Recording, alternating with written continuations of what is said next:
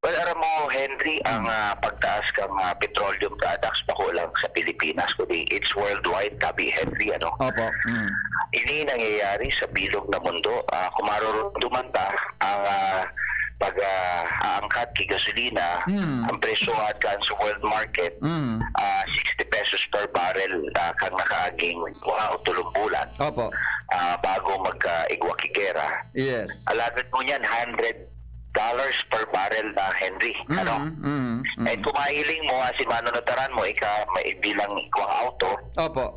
naghalangkaw na more than 20 pesos Yeah. ang pump price. Totoo. For the past 1 month or 2 months yata, no, Henry? Opo. And talagang apektado kayo ang bilog na syudad na kung saan na sa production line na major component is really petroleum products para mas yaon ng production, manufacturing.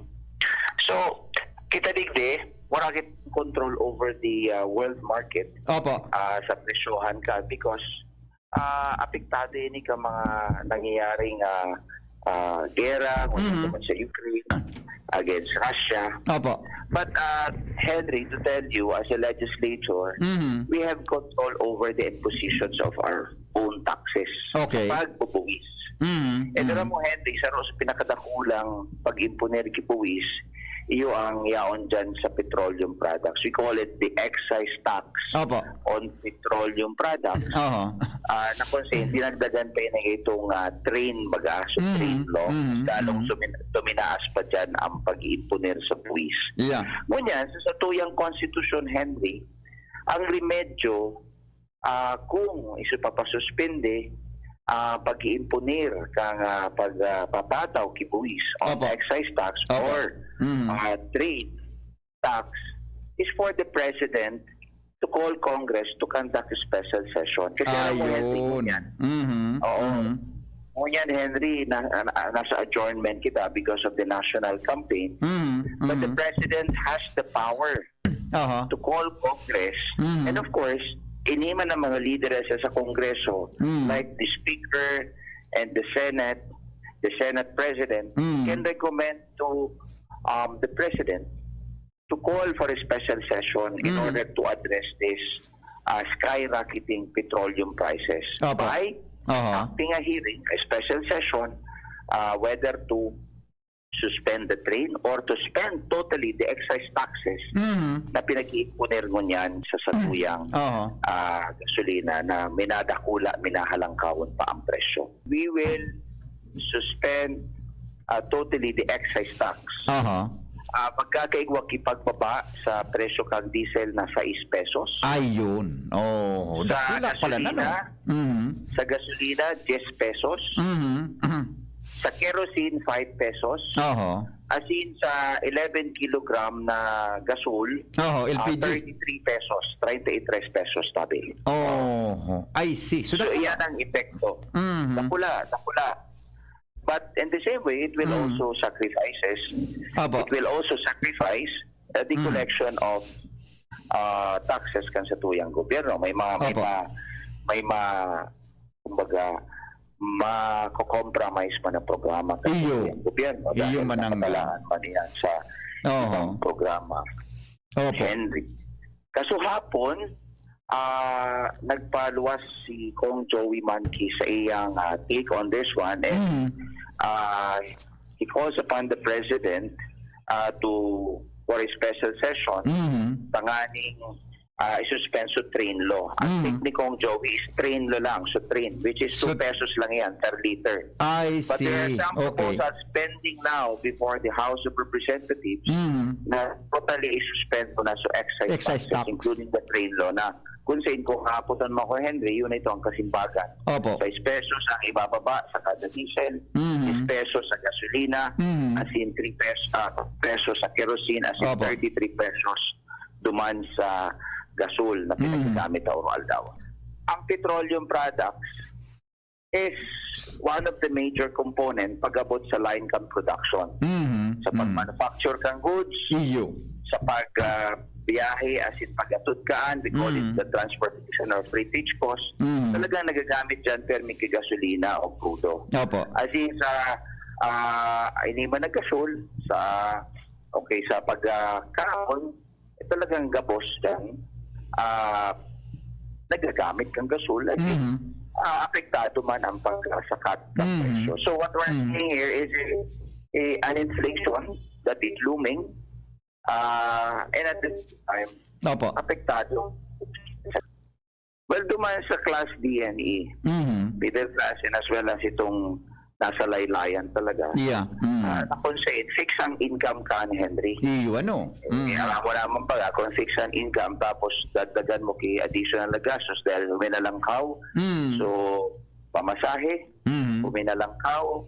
So, barakalon, sa gasol, huminalangkaw. So, malalay na presyo ng produkto. Siyempre, subagas, pamahal. Yes. Yes. Kuryente, Henry, and then water. Because, in the generation, distribution, totoo, as well as the transmission, kuryente. Nagagamit yan. Dakol pagkita mo niyan kay na fuel. Opo. Dakol pagkita mo niyan kung mga producers na nagagamit pa mga bunker fuel, di ba? Pag yan ng kuryente. Well, tama ka dyan. Dahil kitang bunker fuel na power generators. And that's why, so announcement kang APEC na nag-increase na naman sinda. That's ang pagsisingil. It's because this is one of the factors. The fuel factor. Tapos yun yung pinagagamit sa power generation. Siguro, may mga pinagkukuhaan silang power generators that are sourced out of bunker fuel. So yan sabi, Henry, ang ay apektado dyan, gabos. Pati sa pagkukulekta kang tubig. Minsan, sa pag-distribute kang tubig. Tapos sa kuryente, minsan, nagagamit man yan kay fuel. So, inis mga bagay-bagay, sitwasyon that we have to anticipate.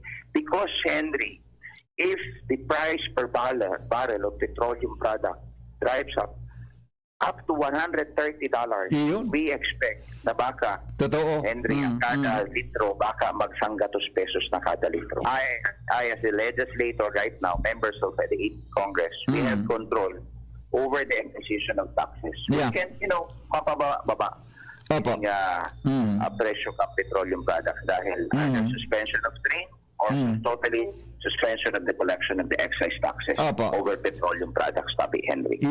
Kung selling mo, ini pong suwestyon nindo, boda suwestyon kan iba pa, na-mention man ni Kong Joey yan, medyo amenable daw po kayo ng Malacanang in the future, Tabi Kong? Well, Henry, dito na halato na may mga transport strikes dyan at nagrarally na dyan dahil dahil na makapakalti pagkaon as in sa transport sector pa, dahil naman kaya magbiyahe dahil naman na pagtataas sa pamasahe. Pero sa mga drivers, bawas na bawas ang kita dahil mahalo na sa indang gasolina na pinagkakarga sa indang mga bihikulo na anin makapaghanap buhay. These are the things. We don't want to wait for a situation wherein there will be so many rallies and cripple the transport sectors na arog ka na mangyari, Tabi Henry. Well, that's the immediate effect, Henry. The more we impose restriction, the more we lose businesses and employment. And kaya nga kung mahiling mo, with the opening of this alert level 1 in Metro Manila, we project at least 400,000 new jobs that will be created. Kasi naanuan mo sa restriction, binababaan mo. But it does not mean na tayo nakipag-pass. As in, data na i-observe sa tuyang health protocols. We still have to observe the protocols. But right now, talagang pababa ang COVID cases.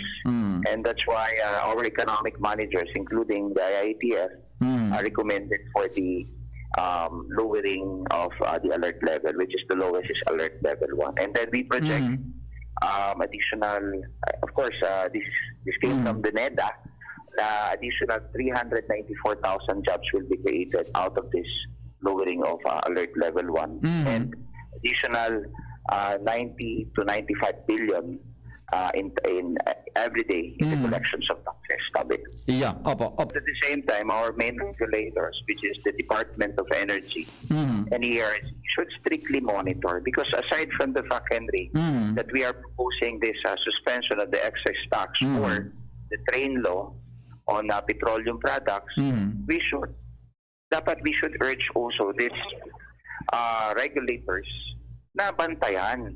Yeah. Kasi mas siguro pa, no? Totoo. Baka tamad kirara yan, tapos pag-abot kang oras, may nagdududahan, tabaga na kartel ang petroleum products dito sa tuyang nasyon, kung magkasurundo yan na inisa na ngayang ibabata. Opo. Tapos padagos to maximize the profit. And si Juan de la Cruz Mangiraray ang magsusuprir.